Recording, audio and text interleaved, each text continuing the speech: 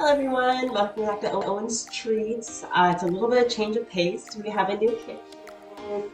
Yay! So you'll see a couple of new and different things, and I'm going to be doing half full body, I guess you can say, but you'll be seeing more of me, more of the kitchen, and more of the table. So I hope you guys get used to the new change. Hopefully it's a good one. So today, for our episode, we are going to be making no-bake chocolate peanut butter pinwheel cookies. So let's jump into it. This is a sort of 3-ingredient recipe, so it's super easy, super simple. So we have 1 4 cups peanut butter chips. We also have 1 4 cups of regular milk chocolate chips. And then we have a whole can of sweetened condensed milk, or 14 ounces. And then we have a baking sheet, a baking tray, lined with foil, pan cooking spray, 2 microwavable bowls, a bigger bowl, and 2 spatulas. So what we first want to do is that we're going to take our pan cooking spray, shake it up, and then we're going to spray our sheet down. Be gentle with it, you don't need to go harsh. Just enough to make sure that it'll come off later. We're going to take our 1 4 cups of our peanut butter chips and our can of sweetened condensed milk. And then we're going to pour in around half the can, just eyeball it. So that half our can is in, we're going to put this in the microwave for 30-second increments. You only need about 1 and 2 bursts of 30-second increments. And then we're going to take it out, stir it, and then we're going to spread it on our baking sheet. So once we have it all combined completely, we're going to pour out our mixture onto our already sprayed, prepared tray.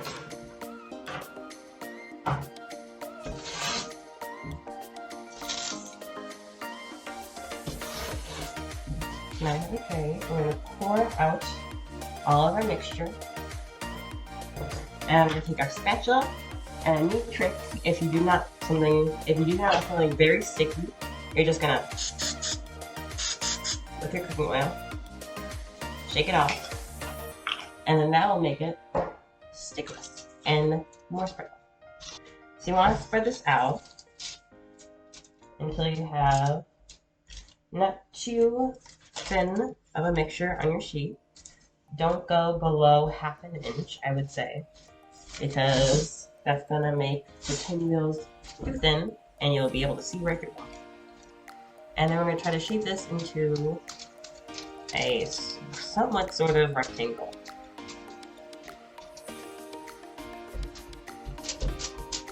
Just until it's even enough. Doesn't need to be exactly perfect. Now with that, we have our wonderful rectangular shaped out to the best that we need it. We are then going to rinse and repeat our other step with our other chocolate chips. Okay, so now that we have our chocolate all melted, we are then going to spread another layer onto our cookie sheet. So, tap on, and then rinse and repeat. So we're going to pour in our mixture, but we're going to be gentle because we want to put in little at a time. So just about a rough estimate. We're going to not use all of it, or try not to use all of it, but we'll see how much it needs to be used. So you want to keep away from the edges and try to keep the glob in the middle. And then you want to aim for about the same thickness on the outside, on the peanut butter layer as we do on the inside. It'll give a nice even effect. We're going to then spread. So the key for spreading the chocolate layer is that you don't want to go all the way to the edges. You want to leave about, I want to say, maybe ½ an inch gap away from the peanut butter layer, just so when you roll this up and when you cut it, you have a nice distinct layer between the two. So now they have our layer on as best as possible. We are going to then smooth it out, going one way, then the other, just trying to get a nice smooth surface. So before we even start rolling it up, we're going to let this rest for 15 to 20 minutes. And we're just going to let this rest at room temperature just as is, because we do not want rolls, or we don't want the layers still cooking when we roll it up, since it's still going to be pretty hot. So what that means is that you don't want it to burn. So we're just going to let this rest 15-20 minutes out here, and then we're going to roll. So that's going to be our next step. So after we let it rest for about 10, 15, 20 minutes, we have our roll, and we're ready to roll. So we're going to take the foil. That's what we have with the foil, that is. And then, starting long ways, what's the best way that I can show you? Starting long ways, which is this way, we're going to begin to roll. And we try to want to get it as tight as possible. So, trying not to get as many fingerprints on it as possible. Roll. And we're going to try to get it as tight as possible. And of course, as you go, leave the foil behind. So that means just every roll, don't have the foil get rolled in with it. And then try to get the edges in there too. Do not worry about cracking, we can smooth it over afterwards. And we're just trying to get this all in one cohesive bunch.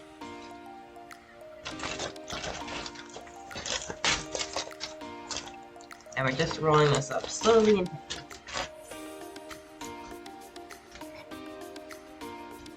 if you see any large cracks, just try to pinch them together and then smudge them out like they never existed.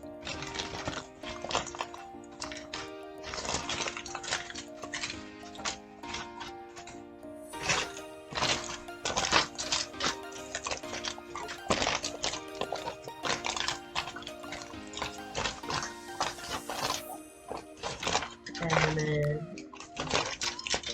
make a giant log. We're just gonna hold on top of it. And then